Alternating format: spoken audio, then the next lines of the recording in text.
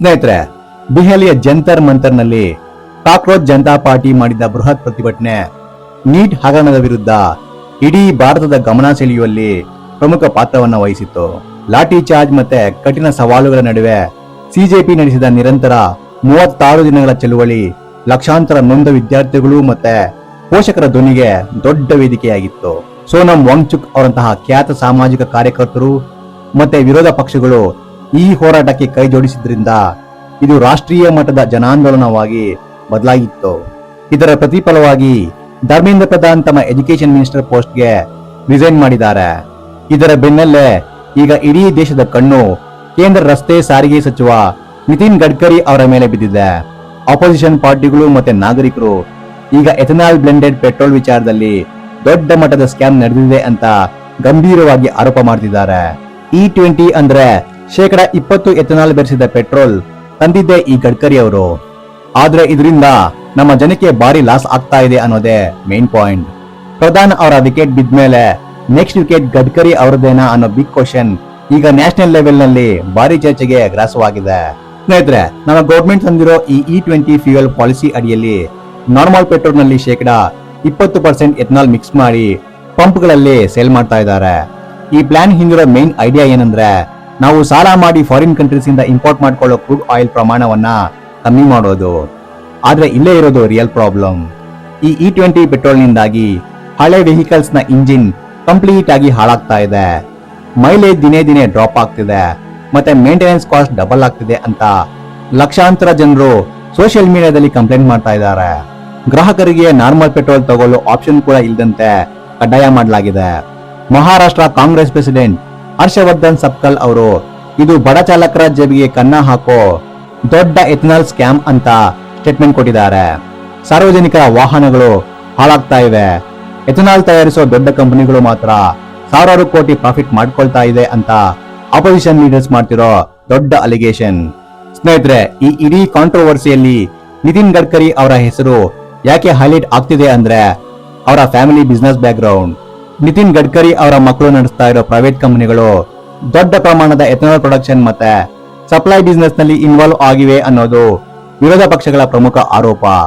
ತಮ್ಮ ಸ್ವಂತ ಫ್ಯಾಮಿಲಿಗೆ ಮತ್ತೆ ತಮ್ಮ ಹತ್ತಿರದ ಶುಗರ್ ಫ್ಯಾಕ್ಟರಿ ಓನರ್ಸ್ಗೆ ಕೋಟ್ಯಾಂತರ ರೂಪಾಯಿ ಲಾಭ ಮಾಡಿಕೊಡೋಕೆ ಈ E20 ಫ್ಯೂಯಲ್ ಅನ್ನೋ ರೂಲ್ಸ್ ಮಾಡಿ ಜನರಿಗೆ ಫೋರ್ಸ್ ಮಾಡ್ತಿದ್ದಾರೆ ಅಂತ ಕಾಂಗ್ರೆಸ್ ನಾಯಕರು ಡೈರೆಕ್ಟ್ ಆಗಿ ಅಟ್ಯಾಕ್ ಮಾಡ್ತಿದ್ದಾರೆ.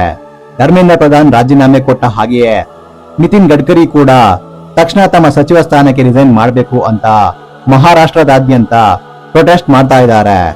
ಜನಸಾಮಾನ್ಯರ ವೆಹಿಕಲ್ಸ್ ಡ್ಯಾಮೇಜ್ ಆಗ್ತಿರೋದಕ್ಕೆ ಪ್ರಧಾನಿ ನರೇಂದ್ರ ಮೋದಿ ಅವರು ಕೂಡ ದೇಶದ ಜನರಲ್ಲಿ ಕ್ಷಮೆ ಕೇಳಬೇಕು ಅನ್ನೋ ಡಿಮ್ಯಾಂಡ್ ಕೂಡ ಜೋರಾಗಿದೆ. ಬರೀ ಪೊಲಿಟಿಕಲ್ ಪಾರ್ಟಿಗಳು ಅಷ್ಟೇ ಅಲ್ಲದೆ ಟ್ರಾನ್ಸ್ಪೋರ್ಟೇಷನ್ ಅಸೋಸಿಯೇಷನ್ ಮತ್ತೆ ಪಬ್ಲಿಕ್ ಕೂಡ ಈಗ ಬೀದಿಗೆ ಇಳಿದು E20 ಪೆಟ್ರೋಲ್ ಬ್ಯಾನ್ ಮಾಡಿ ಅಥವಾ ಆಪ್ಷನಲ್ ಮಾಡಿ ಅಂತ ಸ್ಟ್ರೈಕ್ ಮಾಡ್ತಾ ಇದ್ದಾರೆ. ಸ್ನೇಹಿತರೆ, ತಮ್ಮ ಮೇಲಿನ ಈ ಎಲ್ಲಾ ಆರೋಪಗಳಿಗೆ ಮತ್ತೆ E20 ಪೆಟ್ರೋಲ್ ಸ್ಕ್ಯಾಮ್ ಅಲಿಗೇಷನ್ಗೆ ನಿತಿನ್ ಗಡ್ಕರಿ ಅವರು ಅತ್ಯಂತ ಬೋಲ್ಡ್ ಆಗಿ ರಿಯಾಕ್ಟ್ ಮಾಡಿದ್ದಾರೆ. ನಾಗ್ಪುರದಲ್ಲಿ ನಡೆದ ಒಂದು ಇವೆಂಟ್ ನಲ್ಲಿ ಮಾತಾಡಿದ ಅವರು, ನಾನು ನನ್ನ ಬ್ರೈನ್ ನಿಂದ ತಿಂಗಳಿಗೆ ಬರೋಬ್ಬರಿ 200 ಕೋಟಿ ರೂಪಾಯಿ ದುಡಿತೀನಿ. ನಾನು ಯಾವುದೇ ಫ್ರಾಡ್ ಮಾಡಿ ದುಡ್ಡು ಮಾಡಬೇಕು ಅನ್ನೋ ಅಗತ್ಯ ನನಗಿಲ್ಲ ಅಂತ ಖಾರವಾಗಿ ಸ್ಟೇಟ್ಮೆಂಟ್ ಕೊಟ್ಟಿದ್ದಾರೆ. ನನಗೆ ಭ್ರಷ್ಟಾಚಾರ ಮಾಡೋ ಅವಶ್ಯಕತೆ ಇಲ್ಲ. ದೇವರು ನನಗೆ ಯಥೇಚ್ಛವಾಗಿ ಐಶ್ವರ್ಯವನ್ನ ಕೊಟ್ಟಿದ್ದಾನೆ. ನನ್ನ ಮಕ್ಕಳು ಇಂಪೋರ್ಟ್ ಎಕ್ಸ್ಪೋರ್ಟ್ ಬಿಸ್ನೆಸ್ ಅಲ್ಲಿ ಲೀಗಲ್ ಆಗಿ ದುಡಿತಾ ಇದ್ದಾರೆ. ನನ್ನ ಸ್ವಂತಕ್ಕೆ ಶುಗರ್ ಫ್ಯಾಕ್ಟರಿ, ಡಿಸ್ಟಿಲರಿ ಮತ್ತೆ ಪವರ್ ಪ್ಲಾಂಟ್ ಇರೋದು ನಿಜ.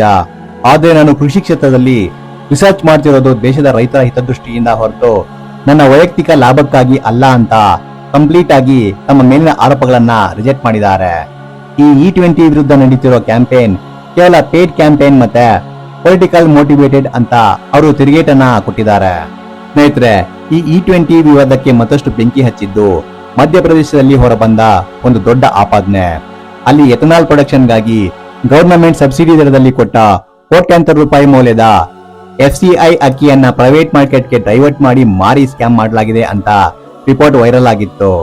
ಸುಮಾರಾಗಿ 1160 ಕೋಟಿ ರೂಪಾಯಿ ಮೌಲ್ಯದ 5 ಲಕ್ಷ ಮೆಟ್ರಿಕ್ ಟನ್ ಅಕ್ಕಿ ಪಕ್ಕಕ್ಕೆ ಹೋಗಿದೆ ಅಂತ ಮೀಡಿಯಾದಲ್ಲಿ ಭಾರಿ ಚರ್ಚೆ ನಡೆಯಿತು. ಆದ್ರೆ food corporation of India clarification ಕೊಟ್ಟು 1160 ಕೋಟಿ ಅನ್ನೋದು ಸುಳ್ಳು ರಿಪೋರ್ಟ್.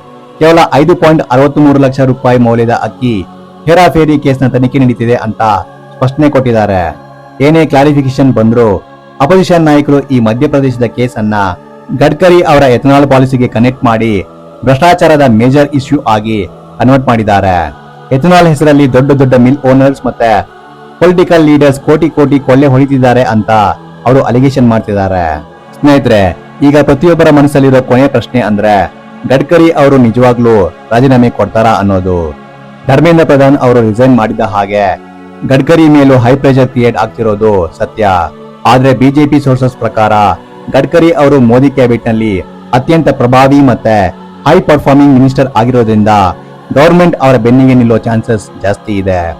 ಸರ್ಕಾರ E20 ಫ್ಯೂಯಲ್ ಸಂಪೂರ್ಣವಾಗಿ ಸುರಕ್ಷಿತ ಮತ್ತೆ ಕ್ಲೀನ್ ಅಂತ ಡಿಫೆಂಡ್ ಮಾಡಿಕೊಂಡ್ರು E20 ಜನತಾ ಪಾರ್ಟಿ ಅಂತಹ ಯೂತ್ ಗ್ರೂಪ್ಸ್ ಮತ್ತೆ ಟ್ರಾನ್ಸ್ಪೋರ್ಟರ್ಸ್ ಹಳ್ಳಿಯಲ್ಲೂ ಪ್ರೊಟೆಸ್ಟ್ ಸ್ಟಾರ್ಟ್ ಮಾಡಿದ್ದಾರೆ. ಕಸ್ಟಮರ್ಸ್ಗೆ 100% ಪ್ಯೂರ್ ಪೆಟ್ರೋಲ್ ಆಪ್ಷನ್ ಸಿಗಲೇಬೇಕು ಅನ್ನೋ ಪ್ರೆಷರ್ ಹೆಚ್ಚಾಗ್ತಾ ಇದೆ. ಈ ಪೊಲಿಟಿಕಲ್ ವಾರ್ ಮುಂಬರುವ ದಿನಗಳಲ್ಲಿ ಇನ್ಯಾವ ಲೆವೆಲ್ಗೆ ತಲುಪುತ್ತೆ ಅನ್ನೋದನ್ನ ನಾವು ಕಾದೋಡ್ಬೇಕಾಗಿದೆ. ಸ್ನೇಹಿತರೆ, ಈ E20 ಪೆಟ್ರೋಲ್ ನಿಂದ ನಿಮ್ಗೂ ತೊಂದರೆ ಆಗಿದೆಯಾ ಅನ್ನೋದನ್ನ ಕೆಳಗಡೆ ಕಮೆಂಟ್ ಮಾಡಿ. ಈ ವಿಡಿಯೋ ನಿಮ್ಗೆ ಇಷ್ಟ ಆಗಿದ್ರೆ ಲೈಕ್ ಮಾಡಿ, ಶೇರ್ ಮಾಡಿ ಮತ್ತೆ ಸಬ್ಸ್ಕ್ರೈಬ್ ಮಾಡಿ. ನಮಸ್ಕಾರ.